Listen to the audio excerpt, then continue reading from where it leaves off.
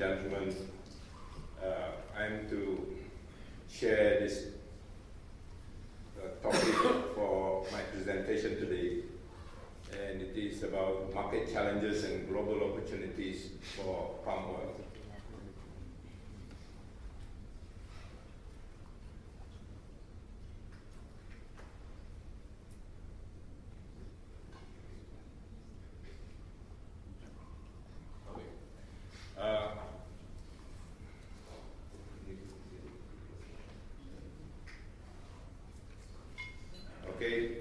Thank you very much again. The presentation outline is quite simple. We need to relook at past decades of palm oil production in relation to global oils and fats production. And then we could have a look at the challenges, and opportunities are also embedded in some of these challenges. First, look at the USA supply and demand. This is going forward with the demand outlook, as well as the global oils and fats outlook. And what is interesting would be to assure you how we handle palm oil environmental and health issues, and present some of the facts which may be also be elaborated by expert speakers later on. The global oils and fats production in the previous years, starting 1990, in green bars, you can see the trend. It's very clear. It has gone from so-so average so-called size or share of the market to a fairly dominant share in green. So this is a trend that is not going to make a U-turn. In fact, it's going stronger. And if you look at the statistics, same thing as you look at the bar charts. But right at the bottom would be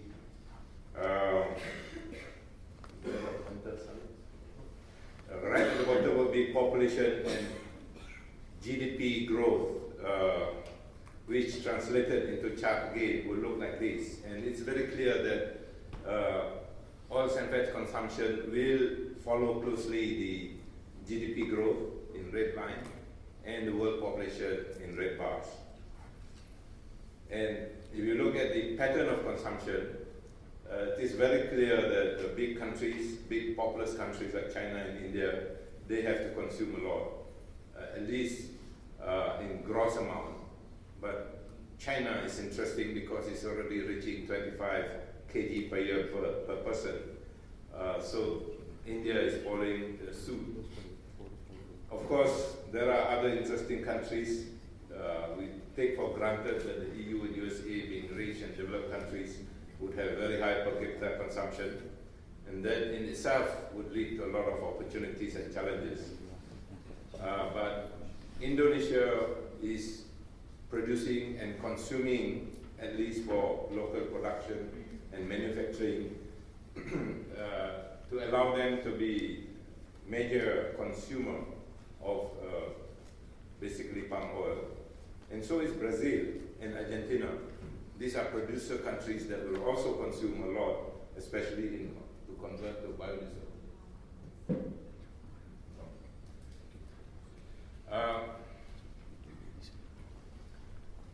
So here perhaps the message is we are not really favoring any oil. I think most countries would produce their own oils. Most in the temperate zone would produce temperate type oils, and they consume those oils. Of course, when you don't have enough, then you start importing. So that's where palm oil will come into the picture. And the pattern of consumption has also increased.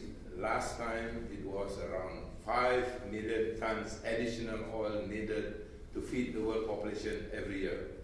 Now it is more like 6 million tons, an increase yearly total because of population increase. And I think the use of palm oil to reduce trans fats will be mentioned a lot more as we go along.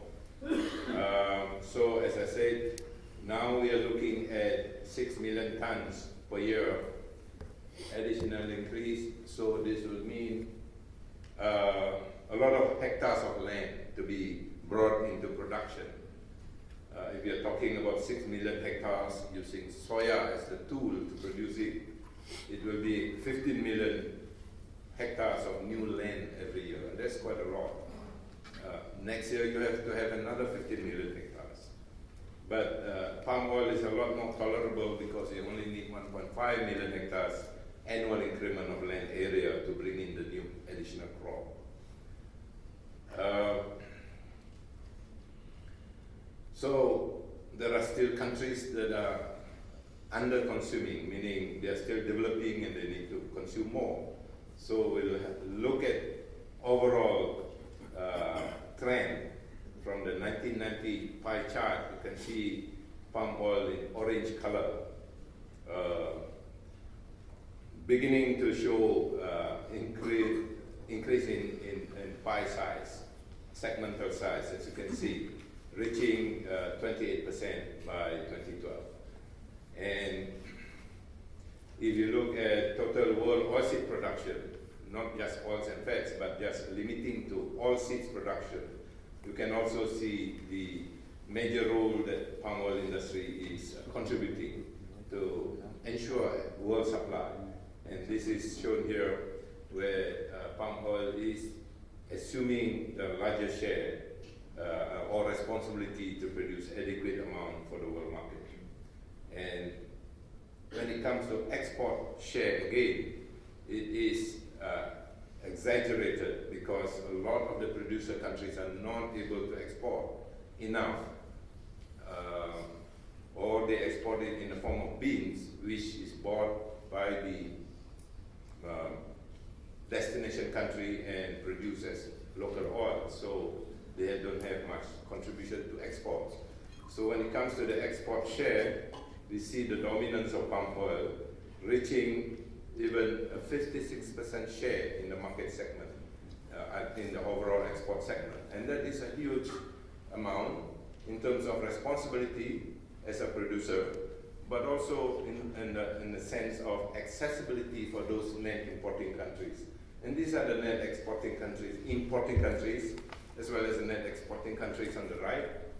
And there are not many net exporting countries to have around, because most are on the left side, they are net importers. Net importers, some of them are chronic net importers like China and India. They have to import, they don't produce enough. So perhaps USA is right in the middle, somewhere below there, because you're another big net importer or big net exporter of oils and fats. So, but that is also changing. If you consume a lot more, for biodiesel, for example, you may need to import and become a more permanent net importer as a country. So let's come to the market challenges, oils and fats, supply, demand, outlook. For the USA, I think there are many experts, and you are in the local industry, you probably know better. But our economic global oils and fats model did churn out results like this, forecasting a minor drop in total supply for US. Our initial estimate of soybean production is also not as strong as last year, for example. So I won't go into that, and you have a very strong biofuel industry that is still, to my mind, very bullish. The $1 per gallon is still there. Perhaps, I'm not sure about the current government, but there is this pattern that you can see in blue, in blue for 2011, it dropped a bit for 2012 in yellow bars in terms of trend, going from January to December of biodiesel production in USA, but it has come back strongly 2013, the red or brown bars at a higher level, as you can see, in an increasing trend from month to month. So that goes well for consumption of oils and fats, raw materials for biodiesel. And palm oil is in there, although it's not all that competitive because it's still stuck with EPA ruling about RFS 1 and 2 issues. Anyway, imports of palm oil import is very healthy in that sense of volume being consistently at that level over the last few years. And we all know that this is much to do with trying to replace trans fats and fat formulation and so on. So these are just US oils and fats import-export balance. As you can see, import is getting to be more than exports in blue. We do have our own global model of oils and fats, and what we see right at the bottom line would be minor stock tightening towards 2013 financial year. So that would suggest a fairly healthy market scene or scenario that we have to deal with. And now I'm going to look at the global oils and fats, and that has to do with how we produce those oils and fats. And looking at the land available to produce those oils, it is already shown here. Palm has got a very small share of the millions or billions of hectares of agricultural land dedicated to produce agricultural crops or even oilseeds. So in percentage-wise, we are talking about palm oil overall occupying 0.22% of world agricultural land. So when people talk about deforestation or global warming, occupying 0.22% of world agricultural land would probably constitute not much impact. So the reason why this is possible is because palm oil is so high yielding per hectare per year in producing oil, and that's why it does not occupy so much land or require so much land. Moving fast quickly would be to look at what happens in terms of food price index. You can somehow look at 2012 in white. It didn't change very much for 2012, and this is perhaps translated into food commodity price index, oils and fats declining a bit for the 2012 season. So now it is still probably low in terms of index movement and likely to make a U-turn or turn around. But some of the factors impacting the global oils and fats scenario would be countries like this. World 10 fastest growing economies, whether they are likely to be developing countries, including China, Myanmar, and also in Africa. So this would be interesting because probably it's their time to grow at a higher growth rate per year because they start from a narrow or small base. So this would be interesting markets for the global oils and fats players, or opportunities if you like. Oil palm is there because you can see it does not require so much land.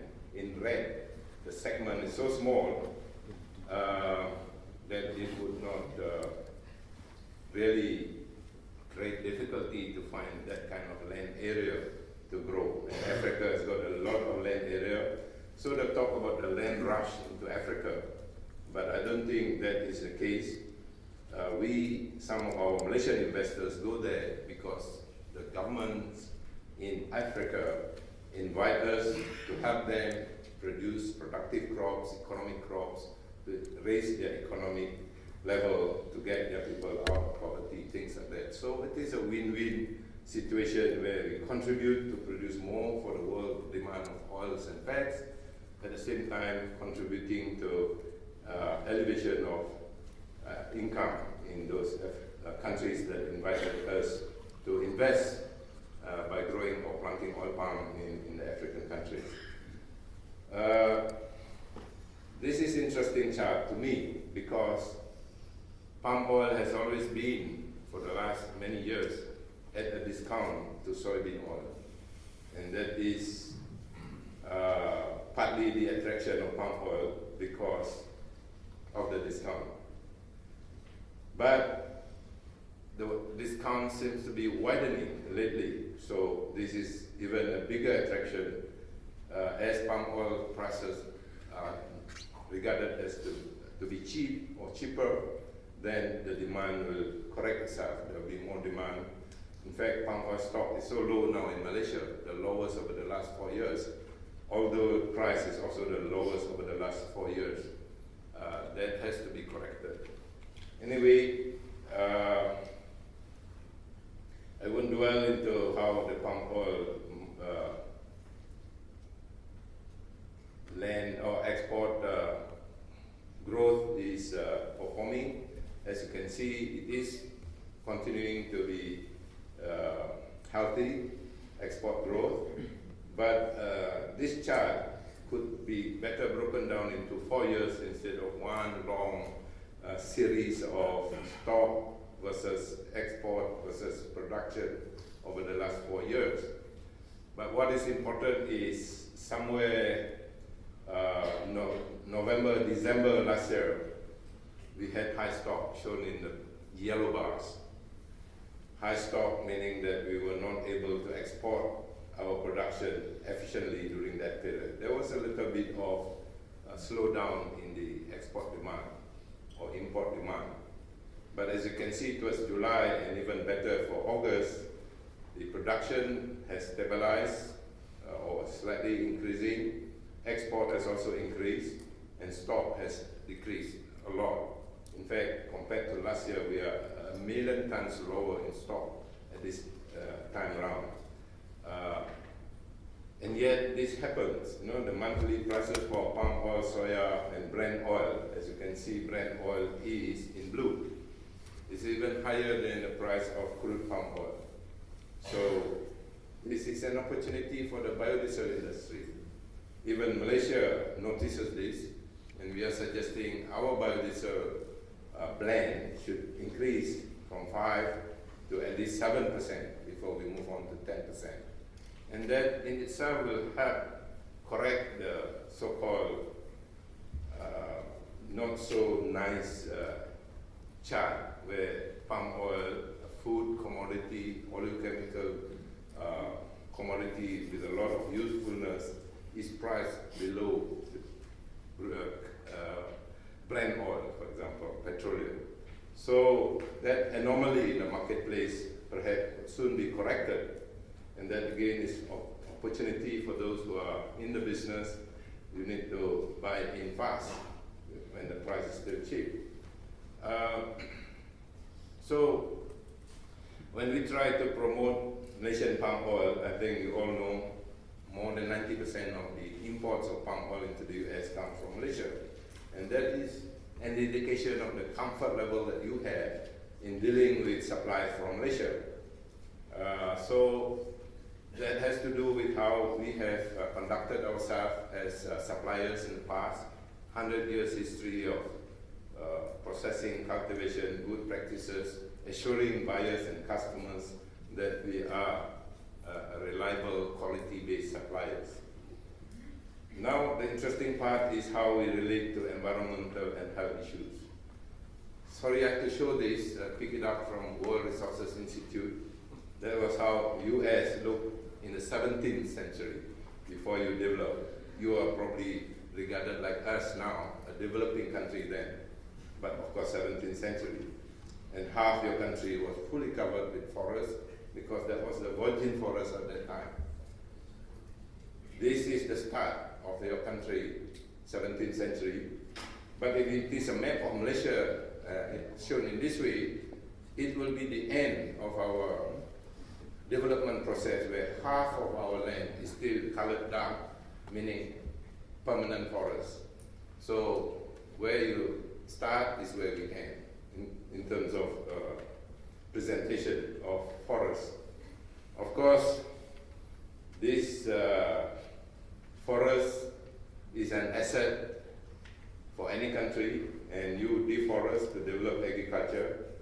dot represents 25,000 acres. And this was the 19th century and 20th century. Very few dots left because a lot of the original virgin forests have been converted into agriculture and development. And now today, it's fairly clean. It's only less than 1% virgin forest left. And if I talk to Europe next week, I will also show this. France also has less than 1% virgin forest left. And UK has got a few acres of virgin forest, they are called old growth forests here and there.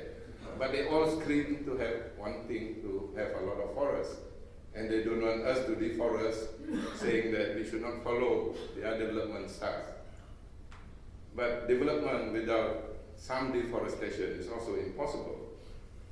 I mean, we have been shown lately how deforestation in the East took place. Pictures are safe. If you deforest, you cut the trees and you plow the land. And it is no different when you did it, for example. Well, of course, if you have the virgin forest, it's very good. But they are also assets, and they should not be left standing unless it is for conservation purposes, because economics says you should harvest the trees, because they all need logs. If you don't harvest your own, you import it from our country. And this is even part of the land clearing process that you harvest logs. So these are documented evidence that deforestation is part of development and should not criticize developing countries like us for undertaking some degree of development like this, because this is done in order to become a developed country. But as I said, we promise 50% of our land to be kept as forest. So here we can see that the data we submit to the UNFCCC, the land use change, the left part of the chart is to show how much carbon dioxide is removed through land use change and deforestation or forestry and oil palm plantation together. So if you put the green, the dark green, which is on the left, the forests that we have in Malaysia, and the oil palm plantations and other plantations together, and compare it with the bar next to it, you can see that the total removal by the forest, through photosynthesis, carbon dioxide absorption, is more than the total emission of all the emission possible in the land. Land use change emission and other sources of emission, even the fossil fuel use emission, 147 there. The total is still lower than what we are able to remove through our forests and plantation crops, meaning that as a country with a lot of oil palm, shown in red on the left bar, we are a net sink country. We remove more CO2 than we emit. A net sink country is to be desired because of global warming argument. But of course, while we maintain the oil palm and the forest as a country in a strategic balance to make sure that we don't over-forest or over-deforest and still maintain to remove a huge amount of CO2 from the atmosphere, our eagerness to develop our industries and supply of electricity and motor cars, aeroplanes, led us to have a lot more emission using fossil fuel, the light blue bar on the right. And therefore we are no longer a net sink country for CO2 because like all other countries, we also need to burn fossil fuel. But our crop, oil palm, or our forest is still in a healthy balance that the emission in yellow on the right bar and in pink, what is deemed to be natural emissions from all our other activities except fossil fuel burning, is still well covered in terms of volume by the removal on the extreme right by our forests and oil palm plantation. So I sometimes do not understand how we can be charged for excessive emission or not enough carbon saving compared to fossil fuel, when the country is strategically keeping a lot of forests and the crop that we plant is also behaving like forests and therefore able to remove as much carbon dioxide compared to what is naturally emitted, except for fossil fuel. So that argument hopefully will one day be recognized, because we are submitting this data to the world body UNFCCC, and oil palm should not be blamed for carbon emission or not having enough carbon saving to be used for for biofuel, because the forest itself, which we deliberately keep, and the oil palm trees themselves, they are there enough to remove whatever emission that we could emit through the burning of biodiesel from palm, for example. So anyway, that is partly theoretical, but I think it's a practical suggestion that if you really can measure how much CO2 you emit into the atmosphere and how much is recaptured back through the palm and forest, Malaysia as a producer country of oil palm should be in the clean, so to speak. I won't go back to looking at our share of land area here. It's important, but it's only to mention that because we have been in the business longer than any and most oils and fats industry of the world. For example, soya came to the US maybe in the 1930s, but we were there early in the 1900s. So our farmers have been at it for a long time. They have developed all this good code of practices for all types of activities and have gone on to look at how to reuse the waste generated by the oil palm industry, to the point that we now look at the oil palm as an industry that is able to produce logs and timber from the oil palm trunks and fibers from all the other parts, which constitute 90% of the biomass produced by the palm trees. Only 10% is the oil component. So oil is only a minor byproduct, although it is somewhat major in terms of other oil seeds. So these are the regulations mentioned by our honorable speaker before. Many laws and regulations to make sure that we develop our palm oil industry in a responsible and viable or sustainable manner. And we have moved on to create wildlife conservation funds, which are now actively involved in wildlife sanctuaries, elephant sanctuaries, survey of the orangutan. So when we do all this, it is part of the extension of our strong investment, heavy investment in R&D for the palm oil industry. And we have ready answers to contribute when it comes to answering questions about sustainability of orangutans or wildlife sanctuaries, because we have done the research, we have done the surveys, and we have the answers. And yet, we also behave responsibly towards the customers. We try to meet what the customers or consumers want. If they want RSPO, sustainable certified palm oil, which are now in full readiness to supply this, or the German certification process of ISCC, we are also able to comply. And there will be a lecture on this topic, RSPO, later, but what is happening is the uptake has increased from year to year since it was created. What is often complained by the local producers is the certification cost is not recovered by the premium offered by the buyers of this certified RSPO palm. And so that is part of the challenge that the industry is facing. Who is going to bear the additional costs needed for certification? Let's move on to last part, which is the health contribution or issue relating to palm. And here we are trying to relate to what Dr. Oz in your TV show mentioned.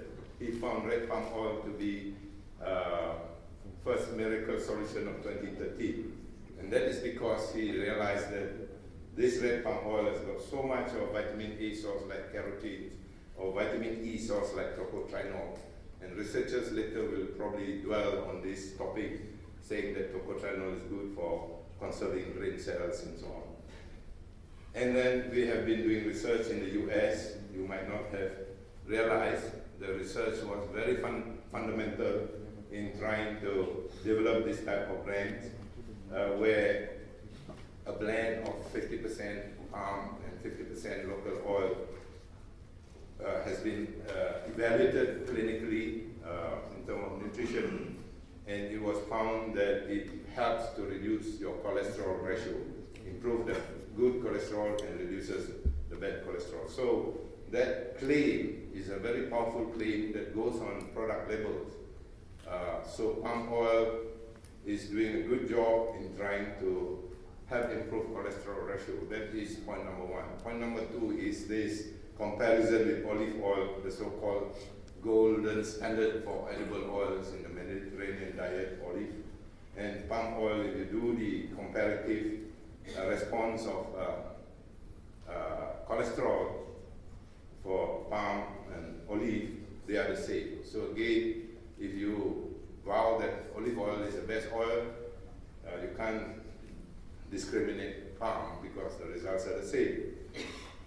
Many of us do not so-called relate well to the practice of frying or fried foods, but that is discovered recently by the National Academy of Science as being a very good invention, because this is where palm oil can contribute in terms of oxidative stability, long period of oxidative stability for palm compared to other sources. So I'm running out of time, but this is just to show how palm oil contributes to superior functionality in food preparation and food formulation. And that functionality is enhanced when you have so many other components that you can derive from the original palm through fractionation and other processing. So last is evidence.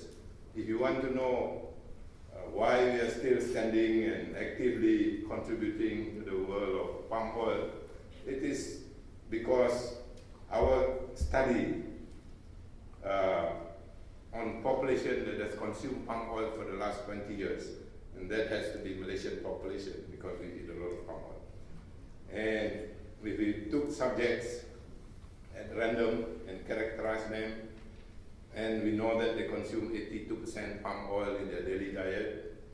We expect them to die because that's what the NGO says, not good, but and heart blockage and everything, but it doesn't happen like that.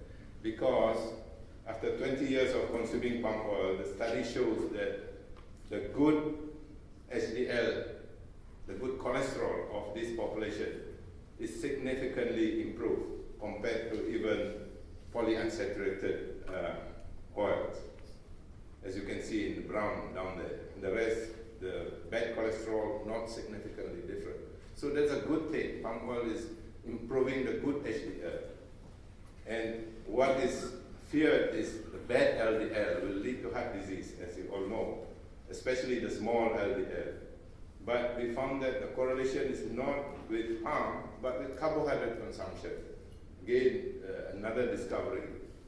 And when we look at correlation with palm oil, the LDL is not significantly correlated with palm consumption, and S all the way. So in conclusion, I think Malaysian palm oil will be the source of affordable, healthy, and sustainable supply of oils and fats in the USA and the rest of the world. USA continues to rely on imported palm to formulate trans-free fat products and obtain triple benefits of improved saturates, less trans, and better functionality. And lastly, I think to cut short all this statement, we have to look at palm oil as a solution provider. We don't need you to love palm oil, but palm oil is practically a solution provider. Consumers get strategic solution from palm oil, sustainable supply, low carbon footprint, food security, trans-free, cholesterol-reducing products, and competitive prices. Thank you for your attention.